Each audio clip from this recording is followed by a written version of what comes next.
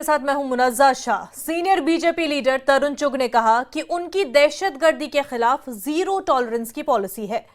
चुग ने कहा कि उन्होंने अलहदगी पसंदी पर यकीन रखने वाले अनासिर को शिकस्त देने के लिए एक तवील जंग लड़ी है। उन्होंने कहा कि एनसी का मंशूर खुली मिसाल है कि ओपोजिशन जमातें किस तरह दहशतगर्दी और पथराव की पुष्टपनाही करना चाहती हैं, मगर वो उन्हें इसकी इजाजत नहीं देंगे। चुग ने कहा कि वो अब कोई शहरी हलाकतें नहीं हो रही हैं। चुग ने यह भी कहा कि ओपोजिशन को खुला चैलेंज करता हूं कि वो बहस के साथ सामने आए। साथ ही उन्होंने कहा कि उनका दावा है कि ये मोदी की हुकूमत है जिसने आर्टिकल 370 की मनसूखी के बाद मामूलात को बहाल किया। अब कोई फर्जी एनकाउंटर नहीं हो रहा। चुग ने कहा कि ओपोजिशन जमातें अलहदगी पसंदों की रिहाई का मुतालबा कर रही है, जो कि इंतहाई शर्मनाक है इस पूरे मामले पर, क्योंकि एनसी के मैनिफेस्टो पर सीधा सवाल उठाया जा रहा है। हमारे साथ खास मेहमान जुड़े हुए हैं। नेशनल कॉन्फ्रेंस स्पोक्स पर्सन इफ्रा जान साहिबा हमारे साथ जुड़ चुकी हैं। साथ ही साथ कांग्रेस स्पोक्स पर्सन साहिल शर्मा जी भी हमारे साथ जुड़ चुके हैं और BJP spokesperson Abhijeet Jasrotia साहब भी हमारे साथ जुड़ चुके हैं। इफ्रा जी, सबसे पहले आपके पास ये जो इल्जाम लगाए जा रहे हैं नेशनल कॉन्फ्रेंस के मैनिफेस्टो पर, क्या कहेंगी? जहां तक हमारे मैनिफेस्टो की बात आती है, साफ साफ तौर पे समझ आता है कि हमारे मैनिफेस्टो से बीजेपी बौखलाई हुई है। कभी होम मिनिस्टर बैठ के बयान देना शुरू करते हैं तो कभी यहाँ पे इनके कार्यकर्ता बयान देना शुरू करते हैं। हमारे मैनिफेस्टो में ऐसा आखिरकार है क्या जिससे इन्हें डर लग रहा है? हमारे मैनिफेस्टो में 200 यूनिट बिजली फ्री है। हमारे मैनिफेस्टो में लिखा है कि जम्मू और कश्मीर में जो भी जॉब्स होंगे, यहाँ की नौकरियां होंगी या जमीनी कानून होंगे, वो यहाँ के लोगों के लिए होंगे। यही कानून जब बीजेपी हिमाचल प्रदेश में और असम में लाते हैं तब एंटी नेशनल नहीं होता, लेकिन जब हम लाते हैं हम एंटी नेशनल हो जाते हैं। हमारे मैनिफेस्टो में लिखा है कि जो स्टेट फ्लैग है उसको हम बहाल करेंगे फिर से। जब कर्नाटका के लोगों के पास स्टेट फ्लैग होता है तब एंटी नेशनल नहीं होता, लेकिन जम्मू और कश्मीर के लोग अल्लाह बचाए कह दे हम भी वही करेंगे जो कर्नाटका के लोगों ने कहा, हम एंटी नेशनल हो जाते हैं। हमें कहा गया है कि आप टेररिज्म को बढ़ावा दे रहे हैं। ये लोग वही लोग हैं जिनके शासन में अभी पिछले महीने हमारे कैप्टन तक शहीद हो गए।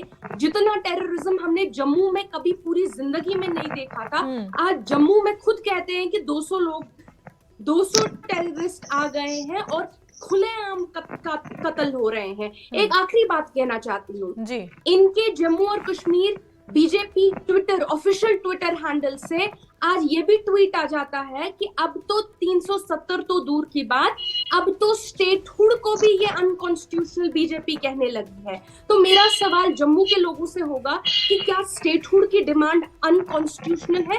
क्या आज भी इसका जवाब जो है अभिजीत जी से जानना चाहेंगे। अभिजीत जी, क्या दिक्कत है जो नेशनल कॉन्फ्रेंस का मैनिफेस्टो इतना गलत बीजेपी समझती है? आपने इफ्रा जान को सुना, उन्होंने गिनाया कि उनके मैनिफेस्टो में क्या कुछ है, लेकिन बीजेपी को क्यों ऐसा लगता है कि ये दहशतगर्दी को, पथराव को प्रमोट करती है या एंटी नेशनल मैनिफेस्टो, ऐसा क्यों बीजेपी को लगता है? पहले तो दे रहा है, दुरुस्त है। कम से कम इफ्रा जी ने मिलिटेंट वर्ड छोड़ के कम से कम टेररिस्ट वर्ड तो यूज करना शुरू किया। इफ्रा जी की पार्टी पता नहीं कौन सी जिहाद की लड़ाई यहाँ शुरू कर बैठे थे, तो कम से कम इनको यहाँ तक तो हम ले आए। अब रही बात आई इनके लेकर जो आप मैनिफेस्टो की बात कर रहे हैं, देखिए इनके मैनिफेस्टो के अंदर जो चीजें की गई हैं और खासकर ये ओवरऑल जो चीज कहना चाहते हैं उसके अंदर ये है कि फिर से 5 अगस्त 2019 के पहले वाली जो यथास्थिति थी वो ये वापस ले आएंगे। यानी कि जो वेस्ट पाक पीओजे के रेफ्यूजीज को 60-70 साल बाद उनके मालिकाना हक मिले, ये छीन लेगी नेशनल कॉन्फ्रेंस उनसे। जो वाल्मीकि समाज को उन्होंने 30-35 साल केवल और केवल अपनी गंदगी साफ करने के लिए पंजाब से बरगला कर यहाँ पर लाए थे कि हमें आपको स्टेट सब्जेक्ट देंगे, और उनके बच्चे पीएचडी करने के बाद भी आज यहाँ पर सिर्फ वही नौकरी कर सकते थे, अब उनके वो पढ़े लिखे बच्चों से भी फिर से यही काम करवाएंगे। वही जो एसटी समुदाय जिससे इन्होंने वोट बैंक पर पिछले 30-40 सालों से 50 सालों से अपना पेटेंटेड राइट समझा और कभी उनको कभी भी कोई पॉलिटिकल रिजर्वेशन दी नहीं, आज जब उनको मिली है तो उनसे वापस छीनने की फिराक के अंदर है। पहाड़ी समुदाय की बात करूं, उनकी रिजर्वेशन छीनने की फिराक में है। ये लोग फिर से वही चाहते हैं, बम गोली बारूद का खौफ हो। नहीं, ये जो राय कायम हुई है, बीजेपी जो ये कह रही है कि ये लोग फिर से बंद चाहते हैं, गोलियां चलाना चाहते हैं, ये मैं एग्जैक्टली समझना चाहूंगी मैनिफेस्टो की किस पार्ट से ये बात समझ में आती है? देखिए मैनिफेस्टो के पार्ट के अंदर जिस तरह से इनका ये कहना कि ये फिर से वापस करना चाहते हैं हर एक चीज को, ये वही है ना जिससे बात है कि हमारे को वही 370 इनको पता वाला ही नहीं। साहिल साहब को वही हंसी आ रही है इस 370 बात के पे। पहले साहिल साहब वाला। क्या कहेंगे? मुझे 370 के पहले वाला आपका सिस्टम जो चाहिए, सवाल राहुल था गांधी जी मैं ने बड़ा जो जबरदस्त यहाँ सवाल पर था मोहब्बत की आपके दुकान इस सवाल खोली से थी, मुझे उस मोहब्बत जो की है वो दुकान के न्यूज़ 18 के जो 1.5 लाख लोगों का कब्रिस्तान बना है, उस 1.5 लाख के कब्रिस्तान को ये आगे लेकर जाना चाहते हैं। तो आप समझिए तो सही तो इनके क्या उन्होंने मंसूबे पूछा हैं यहाँ पर, कि इतने उनके क्या बोल हाथ रहे में हैं? कांग्रेस का घोषणा, उन्होंने कांग्रेस का घोषणा पत्र जेपी नड्डा साहब को दिखाते हुए पूछा कि जरा मुझे ये बताइए कि यहाँ कांग्रेस कहाँ रिडिस्ट्रीब्यूशन ऑफ वेल्थ की बात कर रही है, कहाँ प्रॉपर्टी जो है वो बांटने की बात कर रही है। तो वो जो था वही सवाल का जो है वो जवाब नहीं दे पाए। उन्होंने पूछा बताइए कि कांग्रेस कहाँ कह रही है कि भाई सबकी जो है मंगलसूत्र जो है वो छीन लिया जाएगा, प्रॉपर्टी का बंटवारा कर दिया जाएगा, आपका सब कुछ जो है वो मुसलमानों को दे दिया जाएगा। तो मैं आपको ये बताना चाहता हूँ ये जो भारतीय जनता पार्टी है ये एक सिद्धांत पे काम करती है। वो राहुल गांधी झूठ जी क्या बोलो, बताना चाहते हैं बार कि बोलो, मुझे यहाँ की तब तक बच्चियों के बोलते राइट्स रहो नहीं चाहिए, कि जब उनसे तक राइट्स जो तो झूठ है वो सच साबित नहीं हो वो जाएगा। बैक पीओजे के अभिजीत साहब ये जो पॉइंट यहाँ पर साहिल साहब कह रहे हैं, अभिजीत जी मैं अपनी बात को पूरा कर जी, दूं, मैं जी। अपनी बात को पूरा कर दूं मैम। जी। ये वो पार्टी है, ये वो पार्टी की विचारधारा है कि जिस पार्टी का राष्ट्रीय अध्यक्ष बंगारू लक्ष्मण कैमरे पर रिश्वत लेते हुए पकड़ा गया था। ये इनका तरीका है। ये बातों को इसी तरह से जो है वो गोलमोल सुरेश कलमाड़ी जी को आपने यहाँ पर सोफा ठीक के है। ऊपर अभिजीत साहब जो यहाँ पर पॉइंट रखा जा रहा है, सुरेश कलमाड़ी को आपने ठीक फाइनेंस है अभिजीत साहब सवाल सुन लीजिए। जो यहाँ पर पॉइंट रखा जा रहा है अभिजीत जी, वो ये कि जब लोकसभा का चुनाव भी हुआ था तब भी बीजेपी की तरफ से कांग्रेस के मैनिफेस्टो पे कई तरह के सवाल उठाए गए थे, कई तरह के एलिगेशंस लगाए गए थे, जिस पर बाद में फिर से ये कहा गया था कि आखिरकार कांग्रेस के मैनिफेस्टो में कहां ये लिखा है, और क्लियरली नहीं लिखा था। एनसी के मैनिफेस्टो पे भी अब वही पैटर्न हम देख रहे हैं कि एनसी के मैनिफेस्टो पर बीजेपी उसी तरह के इल्जामात लगा रही है। फिर वही सवाल कि कहां पर ये बोला जा रहा है। देखिए एनसी की जो बेसिक अगर आप चीजों को पीछे रहने देते हैं, एनसी ने ये जो मैनिफेस्टो बनाया ये इन्हीं चुनावों को देखकर बनाया। अब गठबंधन इसी चुनावों के अंदर है। अब मैं किसी के साथ अगर गठबंधन कर रहा हूं तो उसकी विचारधारा के साथ, यानी कि उसके इस मैनिफेस्टो को अप्रूव कर ही कर रहा हूं, तभी आप उनके साथ जाएंगे। उनके मैनिफेस्टो में कुछ और लिखा हो, हम उनके साथ गठबंधन कर रहे हैं, ऐसा कभी हो सकता है? अरे वो जो लिख रहे हैं आप उसको मान रहे, तो आप इकट्ठे सरकार बनाने की फिराक में हो। अब यहाँ पर कांग्रेस जो है, जो अपनी मिजाज अपना जो वोट बैंक और सब कुछ खो बैठी है, वो एनसी के कंधे पर चढ़कर ये काम करना चाहती है, और एनसी ने भी उसे कंधे पे बिठाया। तो जिसने कंधे पे बिठाया उसकी बात तो उसको मानना पड़ेगी ना, कि नहीं मानना पड़ेगी? इफ्रा जी, पीओजेके के रेफ्यूजीज जो है उनसे मालिकाना हुकूक छीने जाएंगे, जो कुछ हुकूक कुछ कम्युनिटीज़ को दिए गए उनसे वो छीना जाएगा, गोलियां चलेंगी या तो बंद वापस होगा, पथराव वापस होगा, इस तरह के इल्ज़ाम लगाए जा रहे हैं। आपने सुना अभी कि कहा जा रहा है कि आपके मैनिफेस्टो में ये है। ये मैंने सवाल इनसे भी किया, अभिजीत साहब से भी, कि कहाँ पर लिखा हुआ है। आपसे भी जानना चाहूँगी कि अगर है तो किधर है, अगर नहीं है तो ये किस बात को अगर जो तोड़ मरोड़ के पेश किया जा रहा है, आपको क्या लगता है? देखिए बिल्कुल वही बात है। मैं भी अभिजीत साहब से सुनना चाहती थी कि हमने ये कहाँ पे लिखा है कि हम किसी से किसी का हकूक, किसी से किसी के हकूक छीनेंगे। लेकिन जैसा आपने भी देखा, हमने भी देखा और पूरे दर्शकों ने भी देखा, इनको बिल्कुल आइडिया ही नहीं था ऐसा कहाँ पे है, क्योंकि ऐसा कुछ है ही नहीं। हाँ, लेकिन ये बात जरूर है कि जम्मू और कश्मीर के जो रेजिडेंट्स हैं, रेजिडेंट्स का मतलब है जिनके पास यहाँ की डोमिसाइल है, उन लोगों के लिए यहाँ की जमीन जो है ये रेफ्यूजीज के पास भी है, वाल्मीकि समाज के पास भी है, डोगरास के पास भी है, कश्मीरियों के पास भी है, गुज्जर समाज के पास भी है, पहाड़ीज के पास भी है। यहाँ के लोगों के लिए, यहाँ की डोमिसाइल के लोगों के लिए यहाँ की जमीन और नौकरियां सिक्योर की जाएंगी। लेकिन चूंकि अभिजीत जसरोतिया जैसी पार्टी और बीजेपी चाहती है कि यहाँ के लोगों को रोजगार ना मिले, यहाँ के लोगों को कॉन्ट्रैक्ट्स ना मिले, जो कॉन्ट्रैक्ट से हम लोगों को बाहर निकाला जा रहा है, जम्मू के लोगों को बाहर निकाला जा रहा है, कश्मीर के लोगों को बाहर निकाला जा रहा है, यही वजह है कि ये बार बार इसको टेररिज्म कहते हैं, ताकि यहाँ के लोगों के लिए उनकी नौकरियां सिक्योर ना हो। एक चीज और कहना, हाँ जी, एक चीज और कहना चाहती हूँ। जहां तक रिजर्वेशन की बात, इन्होंने कहा कि रिजर्वेशन ये किसी से छीनना चाहते हैं। सुप्रीम कोर्ट का ऑलरेडी एक जजमेंट आ चुका है, जहां पे सुप्रीम कोर्ट ने साफ तौर पे कहा है कि रिजर्वेशन जो है वो 50% से ज्यादा नहीं हो सकती किसी के पास भी। अब इनको बिल्कुल पता है बीजेपी वालों को, लेकिन ये एसटी वालों को भी बेवकूफ बना रहे हैं, पहाड़ियों को भी बेवकूफ बना रहे हैं, जनरल कैटेगरी वालों को भी बेवकूफ बना रहे हैं। ठीक है, अभिजीत साहब क्या कहेंगे कि क्या बीजेपी कम्युनिटीज को, मुख्तलिफ कम्युनिटीज को बेवकूफ बना रही है, टेररिज्म के नाम पे हो या रिजर्वेशन के नाम पे हो? क्योंकि आज भी हमने देखा जम्मू कश्मीर में 3 जगह एनकाउंटर, उस पर क्या कहेंगे? हालात बेहतर है तो, लेकिन किस लेवल पे बेहतर है ये भी समझना चाहेंगे। देखिए, 2 चीजें आती। पहली बात तो सुप्रीम कोर्ट का इन्होंने अभी वास्ता दे दिया, तो सुप्रीम कोर्ट, उच्चतम न्यायालय की इनको कितनी कदर है, हमें ये भी चीज को समझना पड़ेगा। जब सुप्रीम कोर्ट कहता है कि यहाँ चुनाव कराओ, तो तब तो इन्होंने बड़े ढोल बजाकर और बाजे गाजे के साथ इस चीज को माना। उसी सुप्रीम कोर्ट ने वो 370 खारिज कर दिया, तो तब इनको सुप्रीम कोर्ट का फैसला पसंद नहीं। यानी कि सुप्रीम कोर्ट भी नेशनल कॉन्फ्रेंस और कांग्रेस से पूछ के अपने फैसले करें, इनका ये कहने की बात आती है। अब एक चीज को समझने की जरूरत है कि जितनी सारी यहाँ पर चीजें की गई हैं, जब आप इनके मैनिफेस्टो को देखते हो, ये वही 370 जैसा स्टेटस लाने की बात करेंगे, वही 35A की बात करेंगे, ये वही सब चीजों की बात करेंगे। तो इसका क्या मतलब है कि जो पिछले 5-10 सालों में अच्छे काम हुए, वो हम सबके सब हक हकूक लोगों के छीनने जा रहे हैं। तो इसके अंदर अगर हम ये बात आपसे पूछ रहे हैं, ये सब चीजें क्लियर कर रहे हैं, और जम्मू वालों की बात कहां से आ गई? मुझे इफरा जी बता दें कि ये जम्मू वालों को आपका दर्द कब से सताना शुरू हो गया? सन 51-52 की पहली असेंबली, जो इनके ये जो सहयोगी हैं इंडी अलायंस वाले, जब ये यहाँ पर थे तो 12 लाख पॉपुलेशन थी जम्मू की, और 10 लाख पॉपुलेशन थी वहां कश्मीर की।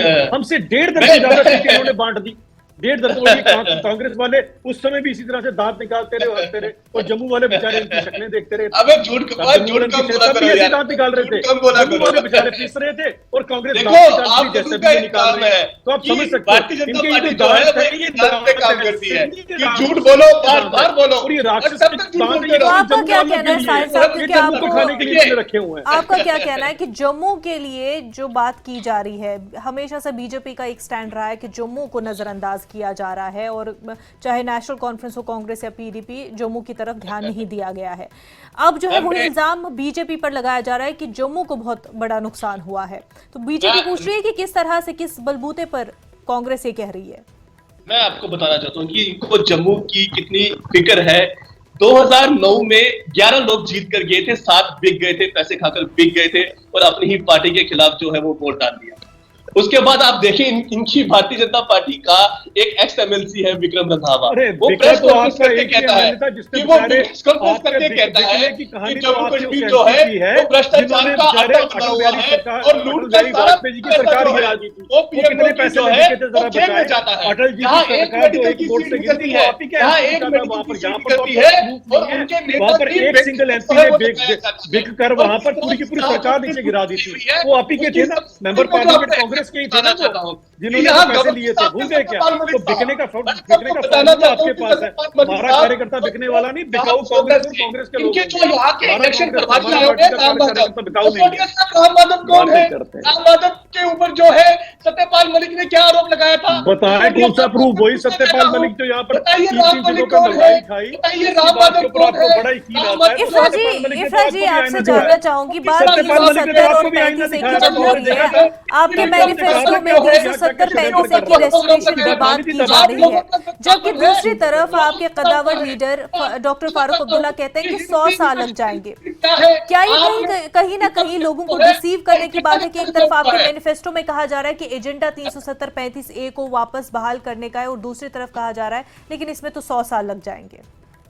जी जी, मैंने किसी को नहीं टोका। मैं चाहती हूँ कि जब मैं ये बात करूं मुझे भी कोई ना टोके। पहले की बात तो हमने ये नहीं कहा कि 100 साल लगेंगे, हमने कहा कि बीजेपी को 370 हटाने में 70 साल लगे, लेकिन उन्होंने ये लड़ाई नहीं छोड़ी। सुप्रीम कोर्ट के 3 जजमेंट्स, एक 1985 में, दूसरा 2017 में रिटेरेटिंग दैट, उससे पहले एक 1970s में 3 जजमेंट सुप्रीम कोर्ट के आए थे, जहां 370 को कहा गया था कि इसने एक परमानेंट स्टेटस अक्वायर किया है। उसके बावजूद बीजेपी ने ये लड़ाई नहीं छोड़ी, और फारूक साहब के कहने का मतलब था कि हमें 100 साल क्यों ना लग जाए, हम ये लड़ाई छोड़ने को तैयार नहीं है।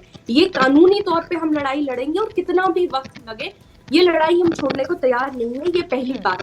दूसरी बात, अभिजीत साहब ने बात की जम्मू वालों की, उन्होंने कहा जम्मू में ये तो अलग बात है कि जम्मू में आज उतनी ही बेरोजगारी है जितनी कश्मीर में है। लद्दाख के लोग आज सड़कों पे हैं। लेकिन मैं आपको एक बात बता दूं, पहली बार जब जम्मू कश्मीर और लद्दाख एक स्टेट हुआ करते थे, जब बीजेपी ने हमें तोड़ने से पहले जब हम एक स्टेट हुआ करते थे, बीजेपी बिल्कुल यही गेम खेलती थी।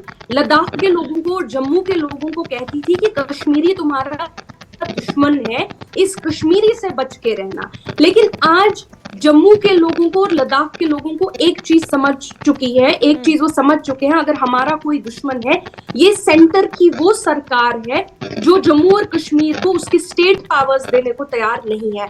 आज पूरी लद्दाख सड़कों पे है, आज तो हम कश्मीरी उनके साथ नहीं है ना, आज जम्मू और 5 असला लद्दाख भी की दे दिए, आवाम उससे भी इसके खिलाफ है। खुश है, उसके लिए भी वो नहीं है ना, उनको 6 शेड्यूल, उन्होंने क्लियरली बोला है, उनको 6 शेड्यूल चाहिए, Exactly, उनको लैंड हाँ। प्रोटेक्शन चाहिए, उनको स्टेटहुड चाहिए। उन्होंने कहीं का नहीं कहा था हमें डिस्ट्रिक्ट चाहिए। उनको लॉलीपॉप थमा के बेवकूफ मत बनाइए, वो बेवकूफ लोग नहीं है। साहिल आज साहब वो इस पर समझ क्या चुके कहेंगे? हैं। क्या लद्दाख के लोगों के एक जो और- मुतालबे एक और- थे? एक आखिरी जी बात जी एक आखिरी बात कहना चाहती हूँ, जहां तक जम्मू की बात आती है सुमैया जी, जम्मू और कश्मीर में इस वक्त हमारे पास 5 MP हैं। 5 MP हम लोगों ने सेंड किए हैं, चलिए एक तो जेल में। जम्मू और कश्मीर की जब बात आती है, रोजगार की बात आती है, बेरोजगारी की बात आती है, जमीनी कानूनों की बात आती है, 2 MPs आप देखते हैं जो पार्लियामेंट में बेबाकी से पूरे जम्मू कश्मीर के लिए बोलते हैं। एक आगा रूहुल्लाह साहब, एक मियां अल्ताफ लारवी साहब, जो कश्मीर के लोगों ने जिन्हें चुना है, लेकिन जम्मू की बात भी वही करते हैं। मुझे बताइए, जिन 2 MPs को जम्मू ने चुना है, क्या उनकी कोई वीडियो है कहीं पे किसी के पास जहां उन्होंने जम्मू और कश्मीर के किसी भी इंसान की बात की हो? क्या जम्मू से जो बीजेपी के MP गए हैं, क्या वो कभी जम्मू की बात करते हैं? कभी ऐसा हुआ कि उन्होंने पार्लियामेंट में कोई एक वीडियो जम्मू के दिखा लोगों दीजिए, के लिए अगर ऐसा उठाया कोई हो? वीडियो, एक वीडियो मैं वो संसद खड़े होकर वीडियो नहीं एक चीज चला मुझे रहे। बताएं कि इनके जम्मू के सांसद हैं MPs को बोलने की क्या चंद्रकिशोर जरूरत शर्मा है? जी। हाथ कंगन को आरसी किया, हम तो सब कुछ कर दिखा रहे हैं। ये जो बेचारे वहां पर जाके बोल रहे क्या हैं, सबसे करके पहली दिखा बात रहे हैं मुझे आप? बताएं सबका रोजगार कि एक तो बात बढ़िया बताएं, मुझे एक बात कश्मीर के लिए बताइए बात की कि होगी। आपका कम से कम सांसद सबसे जो है पहले जब वो आगा रूहुल्लाह संसद साहब में का मैं खड़े बोल रहा होकर हूं जो है देखिए वो मेट्रो चुप देखिए, आप बात एक-एक होता है। करके बोलेंगे फिलहाल तो मैं समझ इफराज में जी भी से बात आएगा। करता वो जो मेट्रो ट्रेन फिलहाल चला रहा इफराज था, जी को जवाब तब दे आप रहा लोग जो थे वो कहाँ थे? आपने इस तरह जहां के पर सांसद MP जो है गए, अपने बने हुए उनसे हैं गए आगा कि वो रूहुल्लाह मेट्रो साहब। ट्रेन चलाते आगा हैं, वो रूहुल्लाह साहब संसद के जिस सदन समुदाय में से खड़े आते हैं, होकर आपको जो पता है है वो 35 झूठ साल बोलते हैं। बाद उनको पहली बार आपकी मौका हिम्मत मिला नहीं है है कि यहाँ पर आप जो अपना है वो पोसेशन जम्मू के जो है मुद्दों के ऊपर जो निकालने है का, वो बात कर उनको सके। पहली बार आज मोहरम का तो पोसेशन जो निकालने है का उनको हमें मौका मिला साहिल है। साहब, और मैं आगा आपके रूहुल्लाह पास साहब आऊंगी, साहिल साहब मैं वहाँ आपके पर पास बात आऊंगी। करते एक बार अभिजीत जी से सुन सकते हैं इसीलिए कि क्या जो जम्मू के MP है बीजेपी की तरफ से जो चुने गए हैं, क्या उन्होंने मुद्दे उठाए हैं? मुख्तसरन इस बात का आप हमें जवाब दें, क्या मुद्दे उठाए गए हैं कि नहीं? रूहुल्लाह साहब को कब, कैसे, कितने सालों बाद भेजा गया, उस पर हम चर्चा अभी नहीं करेंगे। नहीं देखिए, मैं तो सब फैक्ट बात करूंगा कि जम्मू के MPs को बताने की जरूरत क्या है। जम्मू के अंदर आप रिकॉर्ड आउट निकाल ली, हमारा 5-6 साल का और इनका 50 यही साल का कल को MLA भी कहेंगे। इनकी तरक्की बताएं और हमारे। MLA देखिए मैं आपके बोला था इफरा जी, जब आप बात करी थी, मैं तो नहीं बोल रहा था, सुन लीजिए ना आपसे। आप ठीक, 50-60 sorry, साल का इनका बोलिए, रिकॉर्ड बोलिए। निकालें और 4-5 साल का हमारा रिकॉर्ड का निकाल के आएंगे, देख इफरा जी, लीजिए। आपके जम्मू पास के आएंगे। MP को बोलने की क्या जरूरत है? जम्मू का MP कर दिखा रहा है। जम्मू अकेला एक प्रोविंस है पूरे हिंदुस्तान के अंदर जहां IIT भी है, IIM भी और एम्स भी है। तो आप समझिए जम्मू ही है। यहाँ पर आप देखिए तो जो सड़कें बनी है, यहाँ पर जो सर्कुलर रोड बनी है, सब कुछ यहाँ पर बना है। उसको ठीक जरूरत है। क्या है? साहिल जरूरत साहब, तो कश्मीर सब कुछ में तो जम्मू के लिए बात बनाया करने है की थी आगा कि रूहुल्लाह साहब को कि जिन लोगों ने IIM आपको सब जिता कुछ तो कर जम्मू भेजा, को दे जिनका दिया, फिर मोहरम जम्मू 35 वालों को साल बाद निकला, परेशानी कम से क्यों कम होगी? एक बार ठीक है, केंद्र की अभिजीत सरकार साहब, का वक्त कम धन्यवाद किया। तो करते साहिल हैं। साहब क्या कहेंगे? एक बार केंद्र की सरकार का धन्यवाद तो करते हैं आगा रूहुल्लाह साहब। उन्होंने एक बार भी धन्यवाद नहीं किया कि 35 साल जिस नेशनल जब कांग्रेस जम्मू से के पास सब मोहरम, कुछ है, हमें ये मौका IIT दिया, से वो लेके सब एम्स कुछ तक करते मिल गया है, तो फिर दिक्कत किस बात की है? साहिल साहब, दिक्कत मैम ने बताता हूँ दिक्कत क्या है कि हमारा जो जम्मू का सांसद है वो संसद की पटल में खड़े होकर झूठ बोलता है कि जम्मू में हमने जो है वो मेट्रो ट्रेन चला दी है। हमारे जो है इनके जोकर होते हैं आपकी तरह, जो है MLA जो है वो कहते हैं जोकर का काम तो आप कर रहे हैं मेरे भाई। दांत आप निकाली जा रहे हो जब से डिबेट चल रही है, तो जोकर तो आप हुए ना। किस तरह की बात करते हो? तुम लोगों के झूठ क्यों देख रहे आप नजर आ तुम रहे लोगों को हो, जो है दांत निकाले जा रहे हो, जोकर जो है कर नहीं तुम पाए। जैसे या मैं भी बात कर रहा हूँ, इफरा जी भी बात कर रही है, इफरा जी भी अपनी बात कर रही है, आप केवल दांत निकाल रहे हो। सर्कस में किसको जाना चाहिए? आपको जाना चाहिए। इफरा जी, आप इससे पहले कुछ कहना भी चाह रही थी, साथ ही ये भी आपसे जानना चाहूंगी कि जो सेपरेटिस्ट को सपोर्ट करने की बात सामने आ रही है कि क्यों है कि अलहदगी पसंद लीडरों का सपोर्ट किया जा रहा है या उनकी रिहाई का मुतालबा किया जा रहा है। इफरा जान, देखिए कि हमारा ये पहली जो भाई बात है ये कहूंगी जब कि भी जम्मू आता है के तो लोगों मुंह से को झूठ ही बोल कर जाता है कि इस झूठ बात की का ऐसी बोलने दीजिए, इफ्रा जी बोलिए, बोलने दीजिए, सुन लीजिए, कहाँ तक जम्मू के लोगों दीजिए। को ये बात का जरूर ध्यान रखना चाहिए कि अभिजीत जसरोटिया जी कहते हैं उनके लिए जो करना था वो तो हमने कर लिया, उनके लिए बात करने की जरूरत क्या है। उनके एमएलए भी कल को यही कहेंगे, जब यूटी में एमएलए बनेंगे वो कहेंगे भाई आपके लिए बात करने की जरूरत क्या है, हम कर चुके हैं। ये बात मैं चाहती हूँ जम्मू के अवाम और कश्मीर की अवाम भी नोट करे कि ये आपकी सरकार है और ये सरकार का दावा है, ये वो करने वाले हैं, आपको किसी चीज की अब जरूरत नहीं है और इनके हिसाब से सब कुछ मिल चुका है। पहली बात। दूसरी बात, जहां तक आप कहती हैं कि अलहायद की पसंदगी लोग, जो पसंदा लोग हैं उनको हम खुला छोड़ना चाहते हैं, हमने ऐसा नहीं कहा, लेकिन हाँ हमने ये कहा कि जिस आपने 5000 जम्मू और कश्मीर के नौजवानों पे यूएपीए का कानून लगाया है, ये कहते हैं आज इतनी शांति है उतनी शांति है, ये नहीं कहते हैं कि आपने आधे से ज्यादा लोगों को बाहर की जेलों में बंद करके रखा है, छोटे छोटे लड़कों को, 18-19 साल के लड़कों को। कहीं ना कहीं उन पे, जब तक हमारे भारत के कानून में और संविधान में ये लिखा है कि जब तक एक इंसान पे केस प्रूव नहीं हो जाता वो इंसान इनोसेंट होता है, यानी वो तब तक गिल्टी नहीं होता जब तक उस पे केस प्रूव ना हो जाए। यूएपीए के कानून में बेल लेना जो है या जमानत लेना मुश्किल होता है। हमारा दावा यह है कि जब तक केस प्रूव ना हो जाए तब तक उनको जमानत में रिहाई दे देनी चाहिए। अभिजीत साहब, इनोसेंट्स की बात हो रही है यहाँ पर, जो मासूम लोग बंद है, जेलों में बाहर के बंद है, उनको और एक फेयर जो है ट्रायल देने की बात भी हो रही है, तो उसमें इतनी परेशानी तो नहीं होनी चाहिए। जो डेमोक्रेटिक प्रोसेस और लॉ के अकॉर्डिंग एक प्रोसेस है वो करने की बात की जा रही है। और ये भी कि न सिर्फ कई स्टूडेंट्स बल्कि कई जर्नलिस्ट भी जो है यूएपीए के तहत बंद है, तो अगर उनकी बात की जा रही है तो इसमें दिक्कत क्यों है? देखें, यूएपीए की कानून की अगर आप बात करें तो सबसे पहले 1967 में लेकर कौन आया, उसके बाद आप चले जाएं 2008 2019 के अंदर, उसके अंदर किसने, इन्हीं की सरकारें थी, इन्होंने जो कुछ यहाँ पर काम किए 2008 के अंदर, और उसके बाद आता कि ये जो कानून है, इस कानून के अंदर मुझे बताएं, कानून बनाया देश के अंदर, और कानून जो चलता है वो कहीं ना कहीं सब चीजों से चलता है। गैर कानूनी क्या किया गया ये बताएं जरा। गैर कानूनी वो काम किया जो इन दोनों ने मिलकर किया था 1987 के अंदर, जो यहाँ पर बूटा सिंह इनके होम मिनिस्टर हुआ करते थे, और फोन कर जीतों को हरा दिया, हराए को जिता दिया। और जो पहला ग्रुप हाजिर ग्रुप गया है पांच लोगों का, वो इफ्रा जान जी की पार्टी से ही था, इनके वर्कर्स से, जिन्होंने पार से बंदूकें लाई, जिसके बाद आज 1.5 लाख लोग कब्रों में दफन है, जिसके ऊपर राहुल गांधी जी अपनी मोहब्बत की दुकान चला रहे थे, जो माइनर्स, जो जर्नलिस्ट जम्मू कश्मीर के यूएपीए पीएसए के तहत बंद है, क्या उन पर सुनवाई नहीं होनी चाहिए? क्या उस कानून पर एक बार फिर से नजरसानी नहीं होनी चाहिए जिसके तहत ये तमाम तर लोग बंद है? देखिए, देश एक कानून से चलता है, उस कानून के अंदर अगर कोई भी चीज है तो उसके ऊपर जरूर मैं भी मानता हूँ चीज को, लेकिन कानून के तहत किया गया सब कुछ। यार, तालिबान का राज नहीं है, डेमोक्रेसी है, इसको समझना पड़ेगा। पर यही तो बात है, ये मैनिफेस्टो में बात की जा रही है, कानून के तहत ही, एक प्रोसेस के तहत ही ये बात पूरी की जा रही है। बहरहाल अभिजीत साहब, इनके टाइम के आंकड़े उठाइएगा, कितने लोगों को इन्होंने क्या क्या किया यहाँ पर, और इनकी जो सहयोगी पार्टी उनका भी आंकड़े उठाकर देखिएगा कितना लोगों ने सफर किया इनके उस टाइम। चले, बहरहाल वक्त की कमी है। अभिजीत जसरोटिया साहब, इफ्रा जान साहिबा और साहिर शर्मा जी, आप तीनों का बेहद शुक्रिया हमारे साथ बात करने के लिए। बुलेटिन में फिलहाल इतना ही। आदाब।